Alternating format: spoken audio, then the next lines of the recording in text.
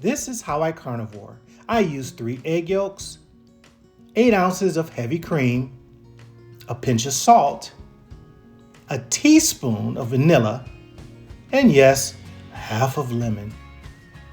Pour your cream into the bowl, add your yolks, go ahead and temper, and you can cook the custard if you want. In this case, I don't. I add my vanilla. I do add my stevia, that's my sweetener of choice, along with my salt.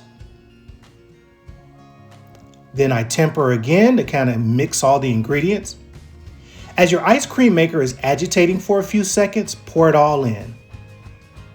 As it agitates, add your fruit or flavors if you prefer. Now in about 20 minutes, come back to rich, delicious ice cream. Serve it up cold and enjoy. This is how I carnivore. For more, go to my channel and subscribe.